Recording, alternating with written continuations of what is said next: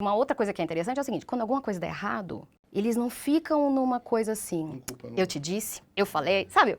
Não precisa procurar bode expiatório, vamos resolver.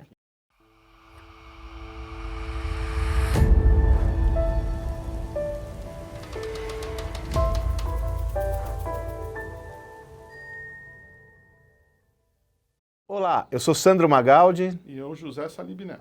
e nós convidamos a Cristiane Correia, autora do livro Sonho Grande e uma das maiores especialistas da vida do Jorge Paulo Lema e sua turma, né, Com Salib? certeza, né?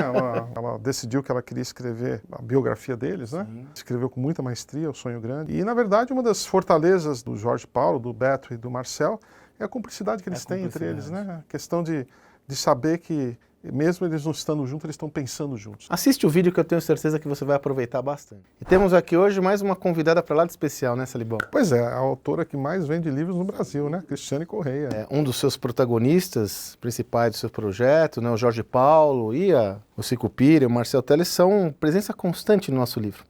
E uma das dimensões que a gente gosta de explorar deles é a cumplicidade. Elaboramos muito esse conceito de que a gente vive num mundo onde os relacionamentos muitas vezes são lastreados em fragilidades ou superficialidades, e o que realmente leva as relações adiante é essa profundidade. E é o caso deles, né, do Jorge Paulo com seus sócios, né, Cris? Certeza que uma das fortalezas deles é a sociedade. A sociedade. Os três juntos foram mais longe do que cada um deles sozinhos.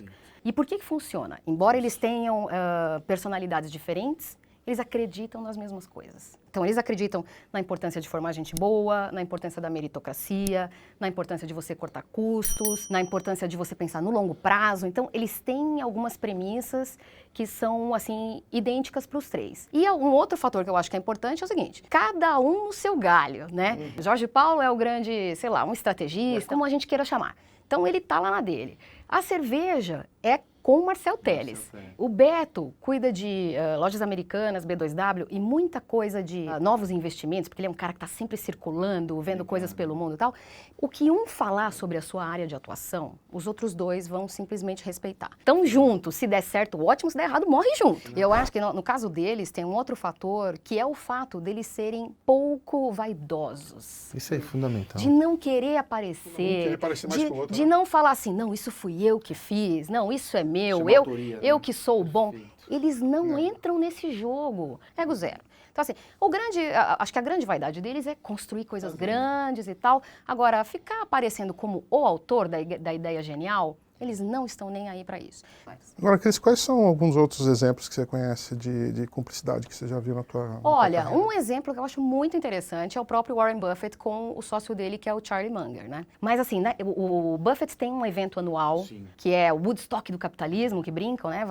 Vão 40 mil pessoas num ginásio de esportes e tal. Tipo um Super Bowl. Tipo um Super Bowl, só que em vez de ter o Tom Brady, você tem dois velhinhos de mais de 80 Que anos no legal, palco, né? respondendo perguntas de investidores durante horas. É inacreditável, assim. E ali, o Buffett fica ao lado do Charlie Munger. O Buffett é o cara mais, aquele estilo bonachão, e o Charlie Munger é um cara mais sarcástico. Então, se alguém faz uma pergunta que ele fala, que ele acha meio tonta, ele fala assim, eu não vou responder.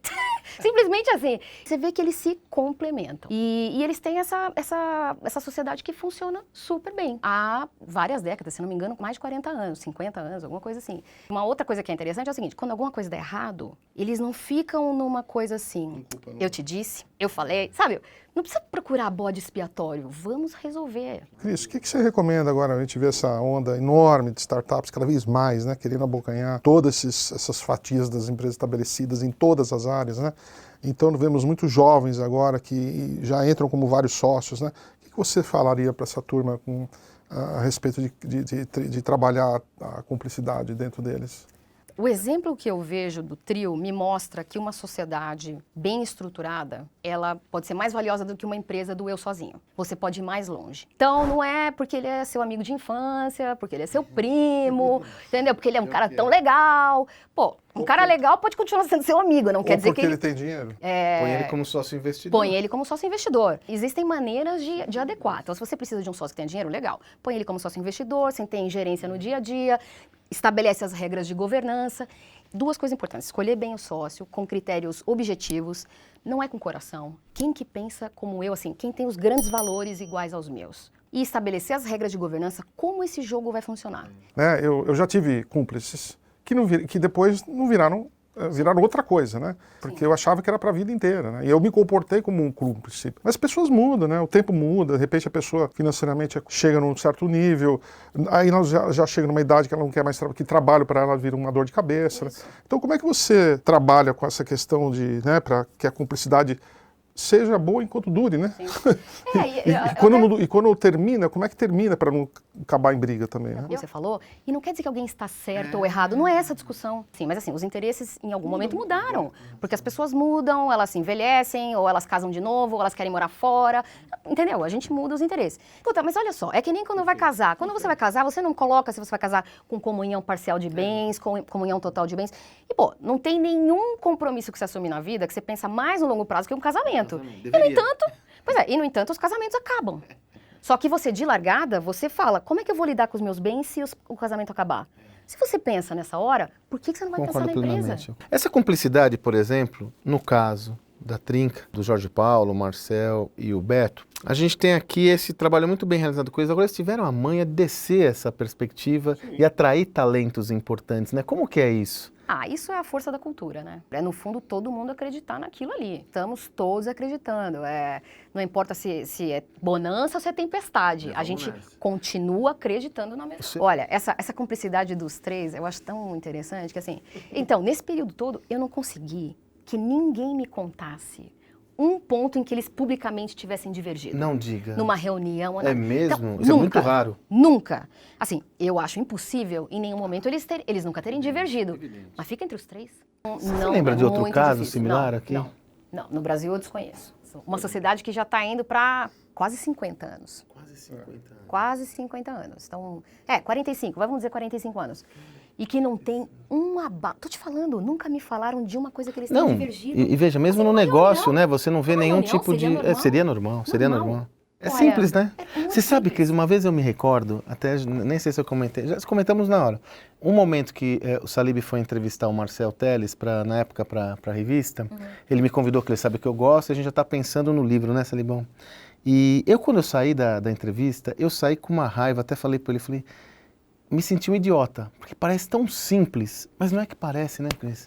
São princípios simples. É simples. Aliás, a beleza do seu livro, sobretudo do Sonho Grande, de todos os livros, acho que você tem o mérito de fazer coisas complexas parecerem muito simples, é a simplicidade. Você olha aquilo e fala, é impossível isso. E essa questão da cumplicidade são preceitos muito simples, né? Então, de vaidade, estão falando de complementariedade, respeito, coisas tão simples quanto a essência humana, né? Olha, vou contar para vocês, por exemplo, quando eu ainda estava em redação, às vezes tinha empresa que estava enfrentando momentos difíceis, né? Então, ia ter uma reunião de conselho. Eu sabia que, acabando aquela reunião de conselho, eu poderia ligar para um determinado conselheiro e ele ia me contar tudo o que aconteceu ali dentro.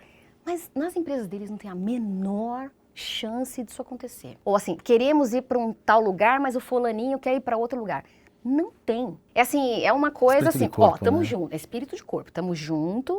Estamos aqui dentro e roupa suja se lava em casa. Cris, uma última mensagem sua, e sobretudo para líderes. Nesse mundo de inflexão que a gente passa, muito novidadeiro, que recado você deixaria para os principais executivos e como eles se posicionam para continuarem sendo relevantes nesse ambiente? A gente estava falando um pouco como todas as empresas, em algum momento, vão se deparar com adversidades.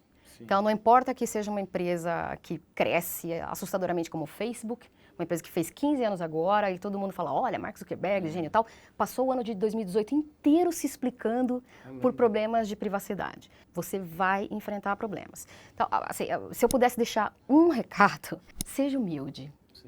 Seja humilde, entendeu? Ego zero, sabe? Reconheça suas fraquezas, vai atrás de gente que pode te ajudar a vencê-las. Eu acho que isso é uma grande lição deles também. Eles nunca estão satisfeitos, né? Eles sempre acham que dá para fazer mais.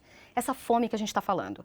Então assim, vamos ter fome sem achar que você é o cara genial, maravilhoso. É um equilíbrio, né? Você tem que ter fome, mas assim, eu acho que ali tem um cara que está fazendo um negócio bem, eu vou ficar de olho ali para aprender com ele. Muito bom. Muito legal. Cris, privilégio, né? Privilégio. Obrigada, né? Que conversa adorei, deliciosa, né? adorei. Cris, muito obrigado. Obrigada a vocês pelo convite. Muito obrigado e continue conosco.